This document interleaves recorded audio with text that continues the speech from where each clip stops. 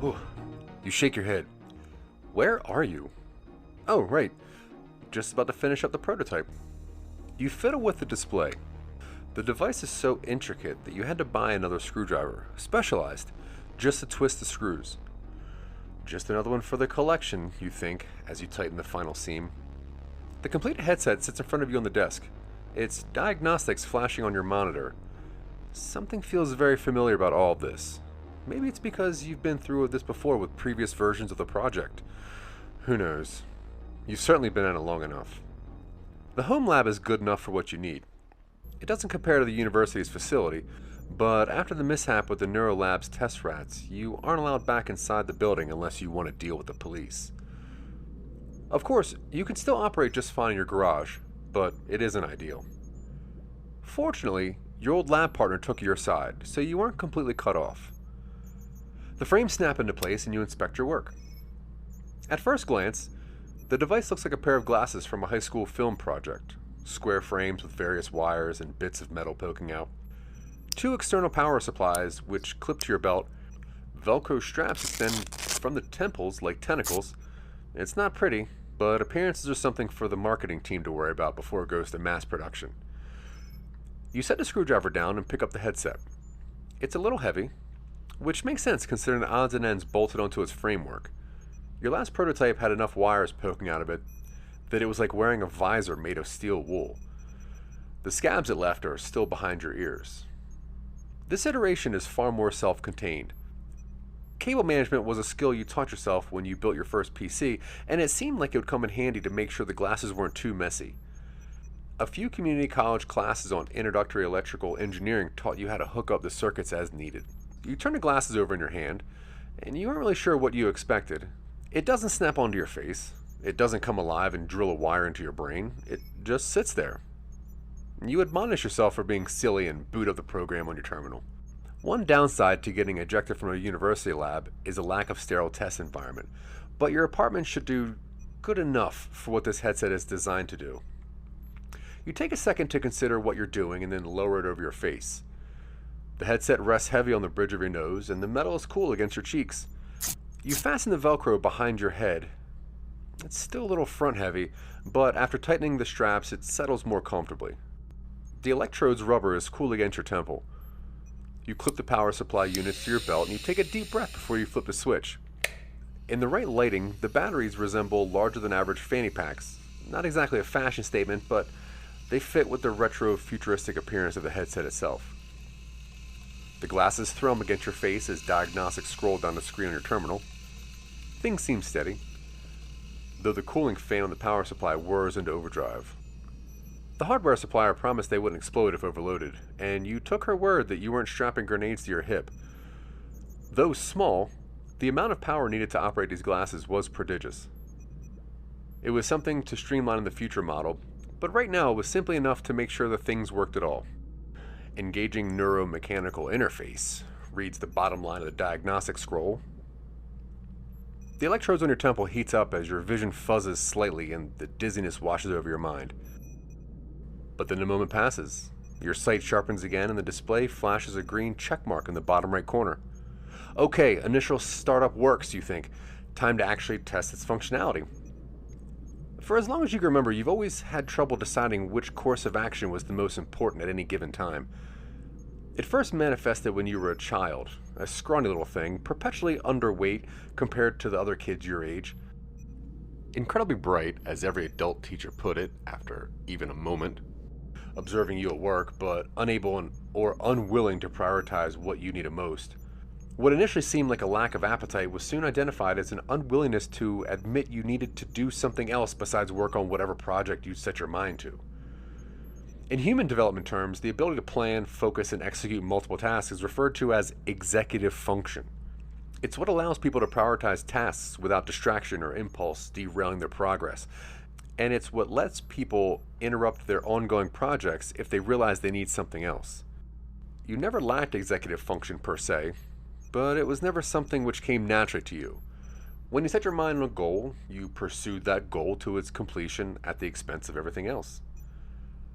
For a while, You were proud of this single-minded devotion to your plans, despite the hungry nights spent in the lab, or the lonely nights spent in the lab, or the rushed bathroom runs when you realized you spent the entire day in the lab with no breaks.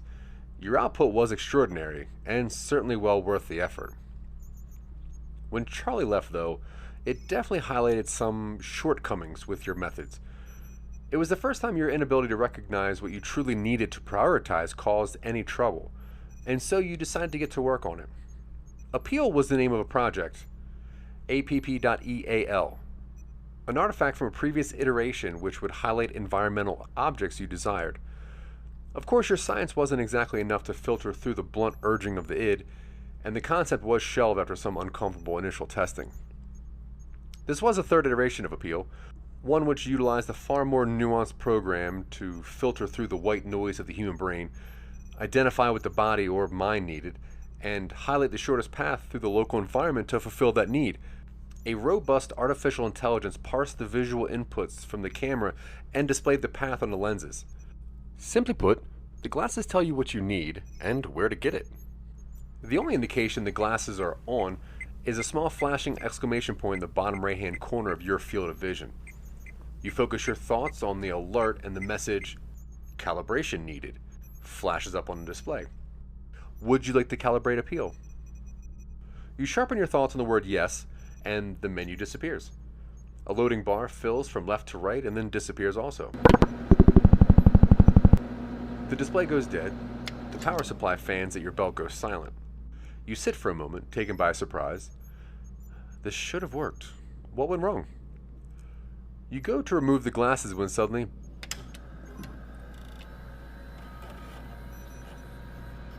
the power fans start up again, and green wireframe outlines the surface in your garage lab, identifying, the heads-up display says. And the green wireframe fades to leave an arrow on the ground. Wait, you think. It's clearly directing you towards something you need, or something you want, but it hasn't identified what that thing is. An obvious shortcoming in hindsight, you think, but something to be addressed after this test? You stand from your chair curious, and the arrow in the ground pointed to the alleyway between your place and the neighbor's. You disconnect the headset from your desktop terminal and the display fizzles briefly as it swaps to local processors. The power indicator says you have a good 4 hours before it needs to get plugged in. Perfect for a field test. Your lab door leads to the pathway which connects your garage side door to your driveway. Your 2014 blue Subaru Impreza is parked there, and the arrow leads you up to its driver's side door. Where is it taking me?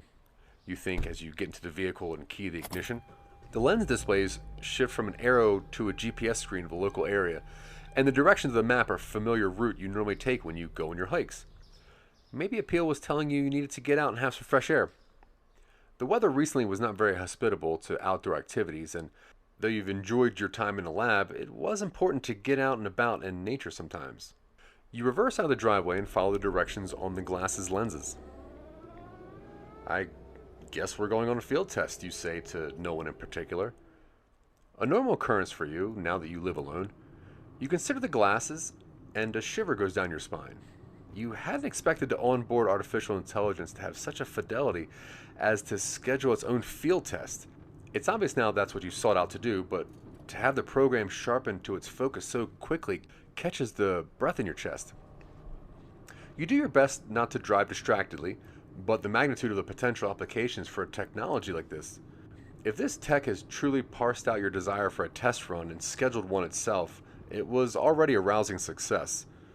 Now you just need to see what it thought was an appropriate test. The GPS directions lead you to your favorite trailhead, a 2-mile out and back path up into the foothills outside of town. It's a beautiful sunny day, comfortable with long sleeves, and just bright enough that APPeal's lenses kept you from squinting too tight. The headset's arrow leads up the trail into the trees. You realize that you're ill-prepared for a hike and consider going back to your home for at least a water bottle, when the arrow on the ground shifts and loops, twisting back towards the trunk of your car. You frown and follow it and open your trunk. The lens projects a green wireframe over the contents of your vehicle and highlights an unopened plastic bottle you now remember leaving after a failed attempt at attending a pickup soccer game last week. Rapid response and adaptation to changing needs, you say under your breath as you retrieve the water bottle and shut the trunk. You remind yourself to review the code when you get back to the lab. This is far more than you'd ever expect from what is essentially a Frankenstein's monster of spaghetti code pieced together from multiple different sources. The arrow on the ground once more goes up the trail and you follow it. It's a gorgeous day, but your mind is preoccupied with the hardware on your face. If these first results are conclusive, then you've stumbled upon something which could dramatically affect human productivity in the workspace, or safety operations, or even recreation. You stop to pick up a stone from the trail. One of the trees nearby is laden with pine cones, and you eye one about halfway up the trunk. All right, we're going to knock that one out of the tree, you say out loud. You aren't sure if the glasses gain any benefit in calculation or interpretation from the microphone input, but you've included a microphone, so it bore testing. The arrow in the trail disappears and a halo appears just at the end of your arm's reach. As you wind back to make your throw, the halo shifts slightly, but always just where you would release a stone were you to throw it. You lean back, aim, and throw the stone carefully to let loose just as your hand passes through the spot displayed on the lens. The rock sails through the air and strikes the pine cone square center. Oh man, you say. Real-time adjustments and display for velocity, angle, and projectile weight. Your hand starts shaking slightly. Even the military doesn't have anything quite like this, at least not openly available. And you've built this in your garage. The potential applications...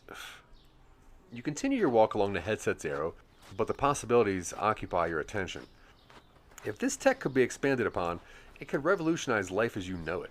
AI-assisted disaster relief efforts could identify where to best allocate resources almost before the disaster arrived. Architecture and infrastructure could be optimized with minimal effort. Attach this tech to robotic servitors, and the country could have an automated squad of predictive drones capable of quarterbacking much of society's busy work. You are so consumed in your thoughts that you don't hear the dry, husky rattle until it's too late. The headset display flashes a warning, but it doesn't identify what until you feel the snake's fangs sink into your ankle. You shout as it feels like the veins inside your leg catch on fire and you collapse. The snake disappears into a nearby underbrush, and you just catch a glimpse of the diamond grid pattern along its back. Oh, you say as you feel the sight of the wound going numb. You rack your brain to try to remember if you knew anything about treating snake bites. The old school recommendation was to suck the venom out, but you couldn't remember if that was debunked by the internet or not. And it would have been an awkward angle anyway. The headset beeps and catches your attention. The arrow flashes to extend off trail, in the opposite direction of the snake, down the hillside. The green wire frame overlay appears and highlights a distant patch of plant life standing out against the arid mountain grass. The directions on the screen read, Obtain Acaranthus aspera. You check your cell phone. You have 2 bars up here on the trail, most likely enough to make an emergency call out. But who knows how long it'll take to get an ambulance and EMT team up here. What do? While field testing your new predictive heads-up display, you were bitten by a rattlesnake. Rather than call an ambulance, you followed APPeal's AI to a cluster of plants in the hopes they will slow the venom. You pause for a moment before you go crashing through the underbrush. Your forehead is sweaty, from the sun, from the stress, or from the venom, you aren't sure. You've never been bitten by a snake, let alone a rattlesnake, and you don't know off the top of your head how long the venom takes to spread. It's probably less time than it would take for an ambulance to arrive, and so far this tech has proven itself far more sophisticated than you've expected. You aren't sure what exactly Acaranthus aspera is, but if the tech tells you it'll help, you believe it. You can call for an ambulance afterwards.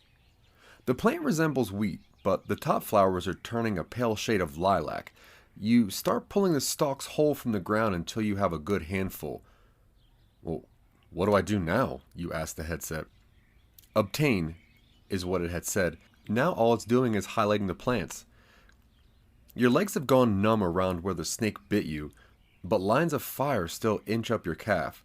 Your ankle has started to itch fiercely, and the heads-up display is frustratingly blank. You pull out your phone and bring up a web search, Acaranthus aspera, you type, copying the words on the heads-up display. It takes longer than normal for your connection ping to return results, but after a minute or so, you see a whole page of facts about this plant. You wipe sweat from your eyes. Your vision has started to blur around the edges. Aqueous extracts, says one of the search results, but you're having trouble making out the words. Extracts? But for venoms?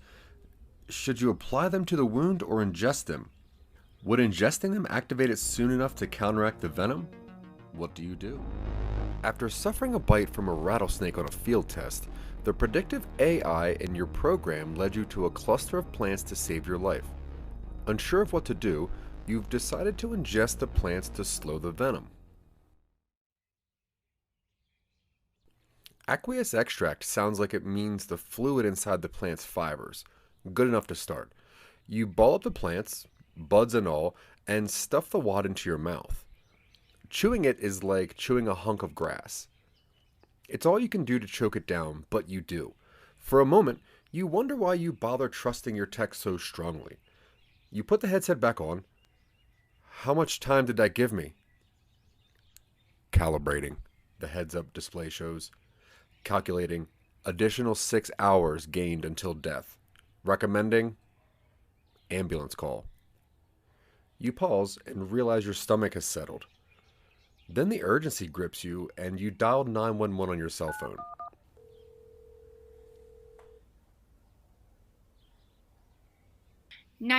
What's your location? Hi, you exhale. I'm at the Burning Mesa Trail and I've been bitten by a rattlesnake. All right, we'll dispatch an ambulance. Are you alone? Yeah, I am. Great. I'm going to ask you to stay right at your location. Are you at the trailhead or on the trail itself? I'm up the trail, maybe a mile, maybe a mile and a half. I'm not really sure. You wonder if they'll find you if you underestimate how far up the trail you went. Approximate distance to trailhead, 1.65 miles. The heads-up display shows unprompted. About 1.65 miles up the trail? You correct yourself. There's a pause on the other end of the line. Then, Okay, I'll inform the EMTs of your location. Now go ahead and apply pressure to the limb above the bite mark and try to maintain a low heart rate. Would you like me to stay on the line with you? you're struck by a feeling of deja vu when she asked you the question, but it must have been something Charlie asked you back on the night you moved out. No, that's okay, you say just like you did the other time. All right, the ambulance should arrive any minute. She says, and the line goes dead. You know she's lying. The trailhead is miles outside of town, up a winding road which goes into the foothills, but hopefully the plants in your stomach will do enough to delay the venom and ensure the EMTs can save you. You remove your belt and tighten it around your thigh, but you can still feel the pulse throbbing down the leg. It's a strange realization when you're this close to death that you truly don't want to die. Your thoughts turn to your parents. They never seem to fully support your chosen career of inventor. Your dad said once that a corporate gig as a mechanical engineer will be far more stable, and the inventions could be a hobby thing. But you knew from a young age that you were meant to change the world, and designing machining tools for a manufacturing plant wasn't going to do that. Your thoughts go to Charlie. You'd met her just after leaving your master's program, in line at a grocery store. A short joke, a slight jab over Charlie's grocery selections, and the next bit of banter secured a phone number and a bowling date. Things went well. You never dated much when you were younger, and by the time you started to care, your career was taking off and you had very little time to put yourself out there for others to pursue. Then Charlie came along, and you met someone willing to move alongside you, to make their own progress, someone with their own goals running parallel alongside your own. It was really, really good for a time. Then you grew too close and overcorrected. You shake yourself awake. You fell asleep. You've sweat through your clothes, and for a second you think that's why you've woken up. But then you hear footsteps and shouts. "Over here!" you croak. "Here!" It's the EMTs, and they work fast. Before you know it, you're set on a stretcher, and the cool shade of the back of an ambulance shelters you. There's a pinch at your elbow, and you try to resist as they lift the APP.eal headset from your neck. But they lower a mask over the lower half of your face, and you soon pass out.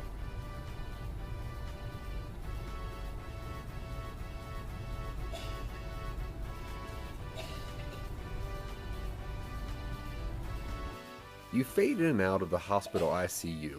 When you finally come to in a stable state, the doctor explains what treatment they administered, and you've mostly let it wash over you. The details you catch explain how the natural antitoxins in the plant held off the venom long enough for the hospital to save you. The doctor praises your quick thinking, and they leave you to recover in peace. The full weight of what they said isn't lost on you. You've survived due to plants. And the only reason you knew of the plants was due to the tech. Not only did it work, it quickly identified the swiftest, effective method of saving your life. These thoughts occupy your mind wholly as you're discharged from the hospital the next day. You walk with a slight limp, but it does little to slow you as you order a ride share to the trailhead in order to retrieve your car. The APP.eal headset is in your backpack, and you haven't put it back on yet, not until you're back at the lab. Your car has a parking ticket on the windshield, but it doesn't bother you. Petty fines like that are beyond your concern as you drive back to your apartment. You change into a fresh set of clothes and shower to wash the last day and a half from your skin. A microwavable meal does a good enough job to fill your stomach, and then you're back at the workshop. The APP.eal headset sits on the table as if it's the most important object in your existence. Its potential is obvious, but the brief foray into the outside world yesterday drained most of its battery. The program itself seemed to work fine. Your next step would be to stabilizing the power supply. But you haven't had a chance in months to restock your supplies. You aren't sure if you have enough cash on hand to make any substantial upgrades, but you certainly have time. Maybe you could better optimize the headset performance before you go out and spend more money on things. What do? After suffering from a rattlesnake bite, you've ingested plants which slowed the venom until the EMTs could arrive. After leaving the hospital, you've contemplated the next step in APP.eal's testing, and based on your financials, you've decided to invest more time in its development. You lean back in your chair. Money isn't something you can reasonably invest, so you're going to have to prioritize upgrading what you can with what you have on hand. A longer lasting power supply would be nice, but if you use the headset for important selected choices, you might be able to find investors once it's sharpened up a bit. You get to it. The first step you decide is optimizing its power usage. This thing drained its power supply unit after an hour-long hike with minimal use.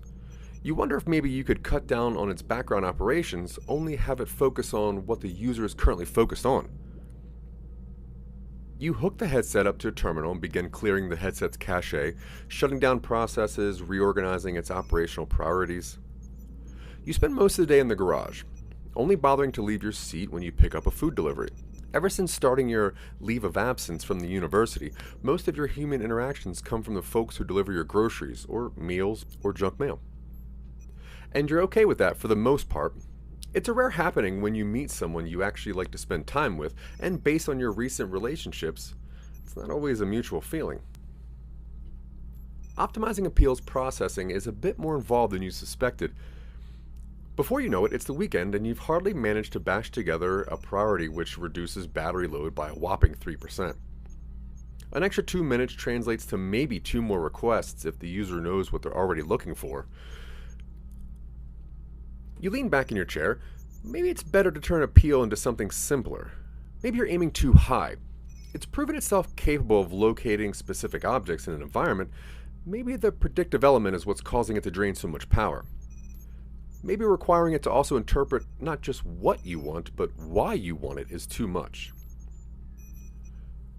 You shake your head. The entire point of the project was to minimize time spent making decisions, to better optimize the day-to-day mundanity in order to make more space for the thinking, for the creating. Compromising on its core project goals was the surest way to get steamrolled by the next person attempting something great. The rest of the month slips by and you don't leave your apartment much except to get a little bit of fresh air now and then. For the most part, you're at your workbench, tweaking lines of code, processes, seeing what you can reasonably cut without impacting the overall effectiveness of the project. After a few weeks, you put on the glasses and instruct it to show you how to upgrade it. You tell yourself to test APPeal's ability to self-improve, but you know deep down it's because you've started to feel stuck. The headset whirs for a long time and then displays a long list of coding tweaks. You print the display and follow it, though it still only improves battery operations by an additional 8%. I mean, not bad. You have yourself a bottle of wine that night. Most project managers would literally murder someone to improve efficiency by 11%. You reach out to local makers groups, people who might have been called inventors in a different era. You don't reveal too much about the project, there aren't any patents in play yet, and you don't want to throw the concept to the wolves just yet. There are a few responses which could be worthwhile threads to follow. One in particular suggests hooking the machine up to your nervous system so it can partially power it as well. For a moment you shy away from that. Hooking this machine up to your body feels wrong, like it'll somehow take over or mess with your senses. You've always been put off by science fiction about hooking machines up to the human body. Despite your own project, you always respected the barrier between flesh and circuit. It feels like the idea invites disaster. But then again, the barrier has constantly receded across human history. And the idea was simply to hook it up to the body as a power source. Aren't studies always revealing the human body as a more impressive power source than we previously suspected? And who knows? The machine-body interface might enhance the programming without requiring additional power. It's a relatively simple process. You already have the electrodes and interface ready. It's a matter of soldering the right bits and calibrating the right conduits. It's time-consuming, though you're nearing your third month spent entirely indoors when the newest iteration of APPeal is ready for a field test. You stop taking breaks from your work, not to watch TV or sleep or eat. For weeks, your primary drive is to finish this project. Without the cash to buy better parts, you have to optimize what you already have on hand. The headset looks much like the same as it did previously, though now there's an additional cradle which fits around the back of your neck as you wear it. You run the initial startup diagnostics and calibrate the algorithms and strap the glasses to your face. You affix the electrodes to your neck and temples and pause. Hopefully this is all worth it. APPeal's drawn so much of your time and money, you'd hate to have a dud product on your hands. But more than that, you've isolated yourself. Maybe that's in part due to your relationship falling apart last year. It's always been your method to dive into work when your social life takes a hit, and there's never been a hit quite like this last one. But you'll have to worry about your social interactions later. Right now you have a product to test. You flip the switch and are struck by a sudden deep weariness as the glasses draw power from your nervous system. Whoa, you say. You take a drink of coffee you made earlier, hoping the caffeine will buffer your energy levels. Okay, time to find out what I need. You aren't sure if it's too general of a question, but it seems like a good control. Calibrating. The display reads for a moment, then it shows a route leading to your garage door. The electrodes against your temple grow warm, and you have a strong, sudden urge to follow the waypoint wherever it leads. Just because you don't know what you want doesn't mean the computer doesn't. It's been the first time in months you've left your garage and you shade your eyes from the sunlight. Has it really been that long? Someone walks past on the sidewalk past their garage, and the headset waypoint follows them briefly before it disappears. Then a car drives past and the waypoint drags behind it until the vehicle leaves your sight. Your stomach growls as you creep out to the end of the path. The sun is bright in the sky and you squint against its light. Okay, you look in both directions down the street. What do I need? The glasses whir and you feel dizzy as the headset draws power. Maybe the nervous system integration was a mistake. It seemed to be pulling a lot from your body. The idea was to supplement the power supply, not supplant it entirely. You're about to turn back and reverse the upgrades when a waypoint appears in the distance. The icon wipes the rest of your thoughts from your head and you move in its direction. As you get closer, you realize it's a woman out on a walk. The waypoint follows her and the glasses show Integrate on its heads-up display. Integrate? What does that mean? You tried to reduce memory usage across every single instance of the program as you could, which meant trimming the device's onboard lexicon. Integrate could mean a lot of things. Is it saying you need to integrate the woman's company into your life? That seems reasonable. You've been isolated for so long, some level of human interaction would probably be healthy. Or was it saying you need to exercise? It's possible the programming indicates her walking instead of person. Sitting for so long isn't healthy, and with the hookups on your body, it's possible the headset is interpreting your vital signs instead of your thoughts. Your stomach growls again. Or is it telling you that you needed to integrate her material into your own being? After all, the human body is a machine and could be improved. Who's to say you couldn't improve yourself by integrating parts from another human? What do you do? After you left the hospital, you decided to invest more time in APPeal's functionality. After several months, you took it out on another field test where it told you to integrate another person. You've interpreted it to mean you need to speak to people more often. You reach up and adjust APPeal. There's no way it's telling you to integrate the woman physically. That's insane. And anyway, you're not crazy enough to actually go through with something so ghoulish. Just because APPeal tells you something is best for you doesn't mean it actually is. It's just the machine interpreting what you think you want. But do you want this? Integration does automatically mean taking things and combining them with yourself. Integration could mean any number of things. It could mean you simply need to mingle your time with someone else's. It could be telling you you need some sort of human connection. It's been 3 months since your last long-term physical interaction. Not since the snake bite, though your interactions with the EMTs and doctors have been mostly professional. Had it really been since back when you and Charlie were together? You don't think it's been that long, but after racking your brain, you can't think of any important social functions which you'd attended since the breakup. Hello? You startle. It's some college kid. Some kid with a messenger bag and thick glasses who lives on the street. He's looking at you with concern. Are you okay? Your voice feels like sandpaper. Sorry, it's been a while since... Can I call someone for you? You look at him and there's a tightness in your chest. He's looking at you like you're a person. It's not someone speaking to you over text. It's not a delivery notification on your phone. It's an actual in-the-flesh human interaction.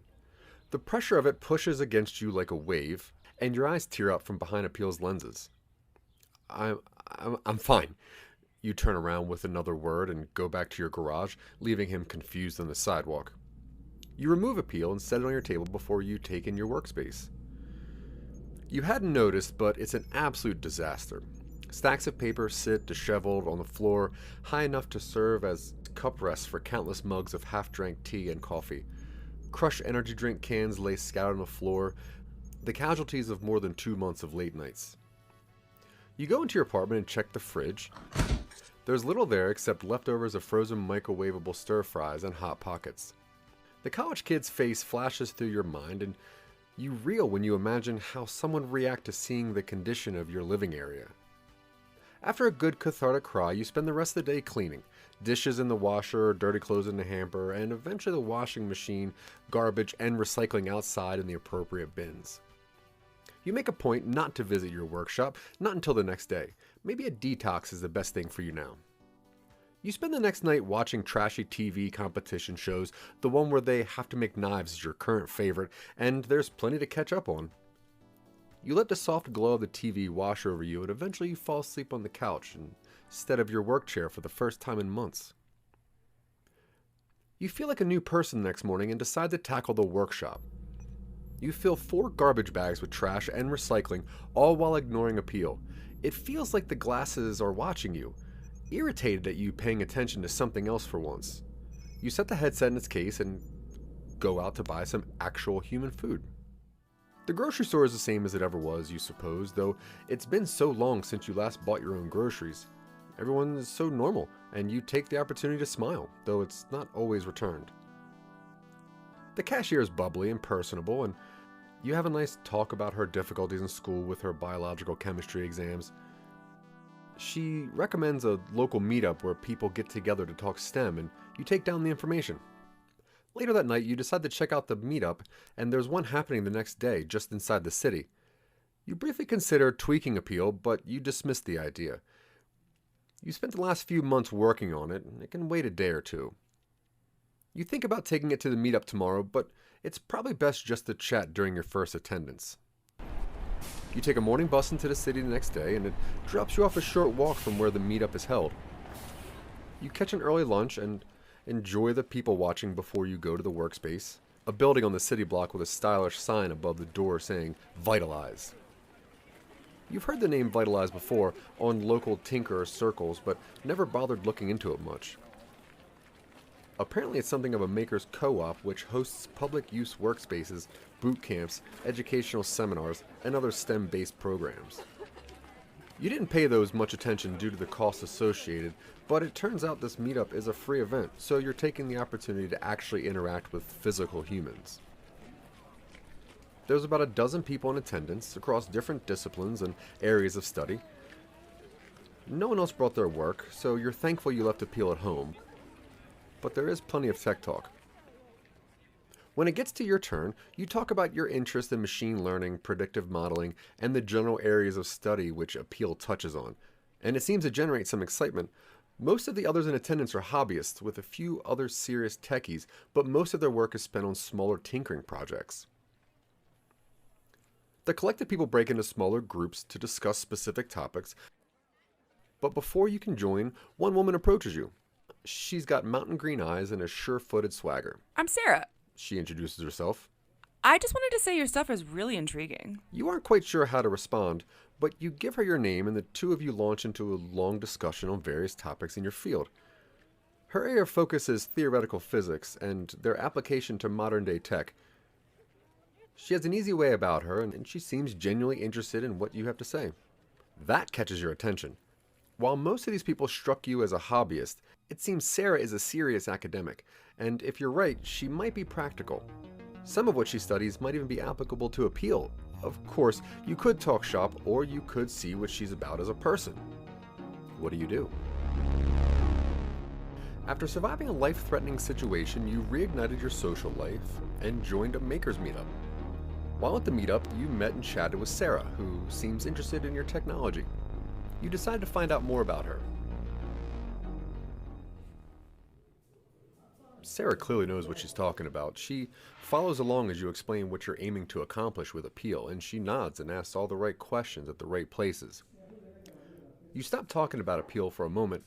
If you don't mind me taking a guess, you strike me as someone who has more than just a passing interest in tech. Sarah's smile is lopsided and confident. I'm actually not so into tech. She sips at her water. I'm far more theoretical, but the actual hands-on approach is definitely something I appreciate. Academic? How'd you know? Her eyes narrow playfully. Done your research on me? Oh, I'm not so much into research. You imitate her earlier tone of voice. Are you telling me I need to study? If this is your idea of flirting, you'd fit in with academics far better than you might think. She says. You know, it's kind of gauche to try and pick up women at this sort of thing. You hold your hands up to mock surrender. Hey, you approached me. I just came here to talk projects, and you're over here accusing me of chasing tail. How do I know you aren't here just trying to poach me or steal my work? Yours would be the first work worth stealing. She looks you up and down. How long have you been coming here anyway? This is my first meeting, you say without giving her any other information. She doesn't need to know you spent the last few months inside. Why? I'm only here every few months. My parents are out here, and I come to visit them. The two of you spend the rest of the scheduled meetup getting to know each other. The banter is easy, and she feels familiar somehow, like you've met her before. You don't elaborate much on your family. Your parents were office workers, and you have no siblings. Sarah's only in town to visit her parents. Yeah, retired military, and my brother still works at Quantico. That's a loaded family resume. Your parents were never fans of the military, but they tended to drive innovation. Are you sure you aren't here to recruit potential minds for your government projects? She narrows her eyes again. I can't tell you. Otherwise. Otherwise, you'd have to kill me? You finish her sentence. Kill.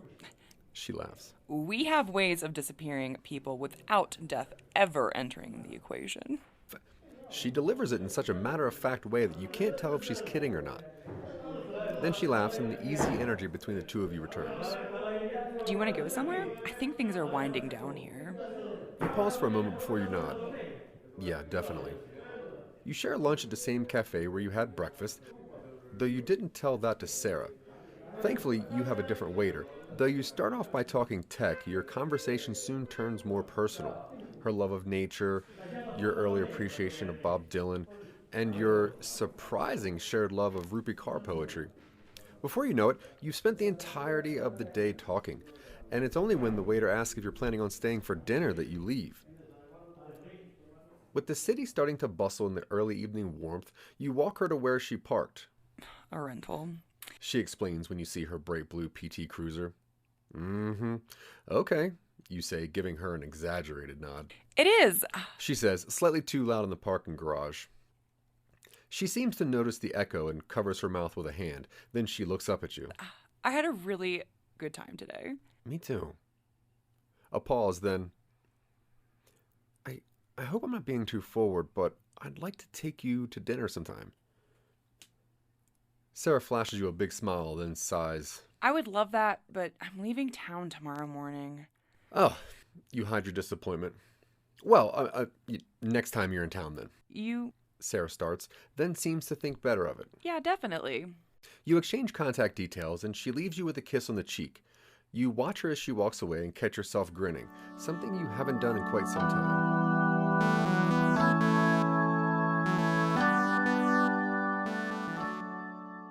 The next month passes with little happening. You make some cursory edits to APPeal's programming, but for the most part, you leave the headset alone. It feels redundant to put effort into a project which is supposed to tell you what you want, when who you want has been the only thing on your mind for the past 6 weeks. Besides, since you started attending the Vitalized meetups, there's been some buyer interest in APPeal. You don't want to tweak it too much in case it stops resembling something they'd want to purchase. Your phone buzzes with a text from Sarah. Taking off. See you in 5 hours. You've exchanged texts or phone calls regularly, and today is the day you're going to pick her up from the airport. 5 hours is a long time to pass with someone like that on the mind, but it's there soon enough. Though your rapport has only improved, you aren't quite sure where the two of you stand. In a moment of rare boldness, you offer her a spot at your apartment instead of her renting a place or staying with her parents. And she agreed without hesitation. You go to pick her up from the airport, and she throws her arms around your neck and greets you with a kiss. All right, you say in surprise, then return the favor. I just wanted to make sure we're on the same page. She wears her crooked smile as you help her get her bags into your car. I thought if I was going to stay with you, we should avoid all the awkward will they, won't they stuff. Well, I appreciate that. The two of you go to your apartment where Sarah relaxes from the plane ride. You sit anxious. You don't have to come to dinner if you don't want. Sarah says as she gets dressed. They'd understand if you think this is too soon. No, I want to. You're joining Sarah and her parents for dinner. If they're half as cool as you say they are, this is going to be a great time. Despite being with others for 2 years, you've had only met Charlie's parents a handful of times, and never for dinner. They'll embarrass me, she'd always say when you broach the topic. Besides, they can't hold a conversation. Sarah holds your hand in the car as you drive to her parents' house. It's a nice one-story home in the suburbs with a yard of tended native plants. Mom's really into environmentalism, Sarah says as she leads you up the front walk. You cradle a bottle of wine as you wait for them to answer the door. Something about this feels vaguely familiar, but you chalk it up to having never fully recovered from being a nervous teenager meeting his crush's parents for the first time. Sarah's parents greet you with a hug and invite you in. Harold and Sherry Constantine are a hardy retired techie couple with shared military backgrounds. The interior of their house is cozy and smells like the lamb roasting in the oven. A family portrait hangs above the mantel, and you tease Sarah about how she wore her hair in high school. Dinner is comfortable, and you share an easy rapport with Sarah's parents. You collectively drain the wine, and her parents uncork a second bottle. Sarah smiles wide as you connect with her father over your shared interest in tech and machine learning. A snug blanket of wine drunkenness settles over the house, and you enjoy the rest of the evening. As you're leaving, Harold passes you some contact info for some tech heads in Silicon Valley. You never know, I might be interested in investing. He says with a wink. Let one of us know when you get back, okay? He adds to Sarah, and the pair wave goodbye as you drive away. Sarah goes back to Arlington at the end of the week, which passes by far too quickly. You go back to tinkering at your workspace, though most of your effort goes towards perfecting APPeal. You leave messages with the numbers Harold gave you, and for a while the idea of selling the headset passes from your mind. Then you get a response. And another. And another. It's not long before your tinkering is replaced with time spent negotiating deals, tech demos, conference appearances, podcast guest spots. As it turns out, APPeal struck a chord in the tech world, and suddenly everyone came calling. By the end of the year, you've sold APP.eal for more money than you could possibly imagine. A good amount of it went to paying off your remaining school debt, then towards padding your savings account, and for a while you lived comfortably off the remainder. Sarah continues to visit, though eventually you use some of the money to move across the country to live closer to her. She never admits it, but she's obviously ecstatic to have you around. You get a job as a robotics teacher at a local high school, more to pass the time than make a living, as the money from APP.eal is more than enough to support your modest lifestyle. You move in with Sarah, and she leaves her mysterious government job for work in the private sector. The two of you get a dog and spend your weekends exploring the trails leading into the Appalachians. You find a local group of techies who gather to discuss non-work related things and soon establish a tight-knit circle of friends. It's about 2 years after you sold APP.eal when you're contemplating how things have turned out the way they have. It feels so much longer ago that you set out to create something which would help you make the difficult decisions to identify what you best need and locate the quickest way to fulfill those needs. As you move forward in life, buying a ring, witnessing the birth of your first child, buying your family a home, you realize that you found what you needed and wanted, and you did it all with the help of the people you love. You live a long and happy life with the people you love. The end.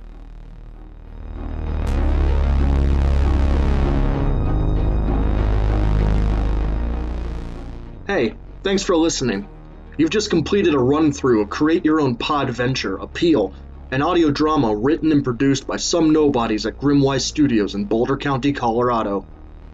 CYOP APP.eal was edited by Zach Wiseman, written by Dylan Terry, and directed by Zach Wiseman and Dylan Terry. The original score for APP.eal was composed by Jared Allen Gleason. CYOP APP.eal stars Zach Wiseman, Suzanne Grimmer, Harrison Webb, Kayla Four, and Michael Colby, with other voices provided by Dylan Terry. Think you might have missed some of them? Go back, you can find their characters along a different story path. The story for CYOP APP.eal was first developed by Zach and Dylan on episode 7 of Talking Upstream, a weekly show hosted by some nobodies on the Pod TV and Scene Snobs networks. You can keep up with Some Nobodies by visiting www.somenobodies.com, and if you want to help support them, visit patreon.com/somenobodies. If you do, you can add your name to the following list of supporters: Scott Curtis, Sarah Tkachuk, Tonya Sheck, and the Listener Podcast app, with a very special thanks to Jim Eade of the Eade Foundation.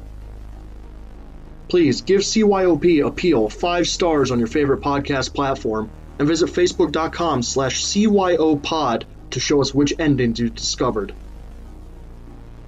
To find the rest of the Some Nobodies family of podcasts, you can search for Silicon Angels, the Podcast, a podcast show, Talking Upstream, Twitching Upstream, or you can catch Zach and Dylan on The Real Boys on your chosen platform.